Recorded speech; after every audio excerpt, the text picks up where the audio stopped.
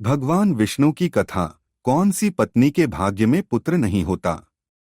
बहुत समय पहले की बात है, जब देवों के देव भगवान विष्णु क्षीरसागर में शेषनाग पर विराजमान थे। उनकी तीन प्रमुख पत्नियां थीं, लक्ष्मी, सरस्वती और गंगा।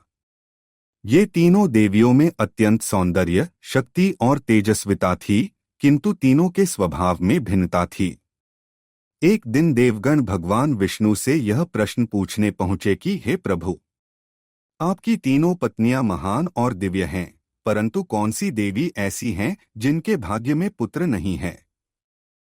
तीनों देवियों की विशेषता। भगवान विष्णु मुस्कराए और बोले, मेरा प्रत्येक रूप किसी विशेष कार्य के लिए है और मेरी प्रत्येक पत्नी की भूमिका भी अलग अलग है। माँ लक्ष्मी समृद्धि और ऐश्वर्य की देवी हैं, वे संसार में सुख शांति प्रदान करती हैं। माँ सरस्वती ज्ञान और विद्या की देवी हैं, वे बुद्धि का प्रकाश फैलाती हैं। माँ गंगा पवित्रता और मोक्ष प्रदान करने वाली देवी हैं, वे सभी पापों का नाश करती हैं। तब देवताओं ने फिर पूछा, हे प्रभु, फिर इनमें से किसके भाग्य में पुत्र प्राप्ति का सुख नहीं है। देवी लक्ष्मी का वरदान और शाप। भगवान विष्णु बोले, देवी लक्ष्मी का यह वरदान है कि वे सदा संसार में प्रवाहित रहेंगी और हर युग में अपने भक्तों को धन, वैभव और ऐश्वर्य देंगी। किंतु उनका यह शाप भी है कि वे कभी किसी की माता नहीं बन सकती। वे स्वयं अपरा हैं, अर्थात उनका कोई संतान नहीं होगा। वे केवल पालन पोषण करने वाली हैं, सृजन करने वाली नहीं। इसीलिए वे संतान प्राप्ति से वंचित हैं। यह सुनकर देवगण चकित हो गए और बोले, प्रभु, इसका क्या कारण है कि माता लक्ष्मी को मातृत्व का सुख प्राप्त नहीं हो सकता। भगवान विष्णु ने उत्तर दिया, लक्ष्मी केवल धन और ऐश्वर्य की देवी हैं। धन का कोई स्थायी स्वामी नहीं होता, वह किसी के पास सदा नहीं रहता।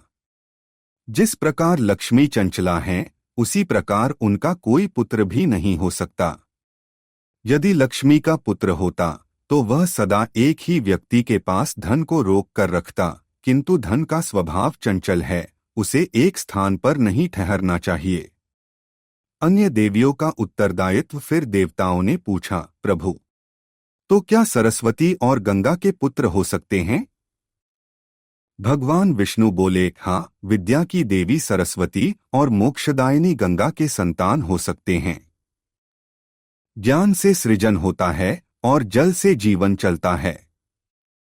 सरस्वती ने विद्या के माध्यम से अनेक ऋषिमुनियों को ज्ञान दिया है। गंगा के जल में स्नान करने से व्यक्ति पवित्र होता है और उसकी संतानों को भी पुण्य प्राप्त होता है। किंतु लक्ष्मी केवल धन की देवी हैं और धन से सृजन नहीं बल्कि उपभोग किया जाता है। इसीलिए लक्ष्मी को कभी मातृत्व प्राप्त नहीं होता। निष्कर्ष इस प्रकार यह सिद्ध हुआ कि देवी लक्ष्मी के भाग्य में पुत्र सुख नहीं होता। वे सदा संसार में प्रवाहित रहती हैं, परंतु किसी एक स्थान पर ठहरती नहीं। इसी कारण संसार में धन का कभी स्थायी स्वामी नहीं होता। जो व्यक्ति सच्चे मन से परिश्रम करता है और अपने कर्मों से लक्ष्मी को प्रसन्न करता है, वही उनके आशीर्वाद को प्राप्त करता है। इस कथा से हमें यह शिक्षा मिलती है कि धन का लोभ नहीं करना चाहिए, बल्कि ज्ञान और पवित्रता के मार्ग पर चलना चाहिए, जिससे जीवन में स्थायी सुख और शांति प्राप्त हो।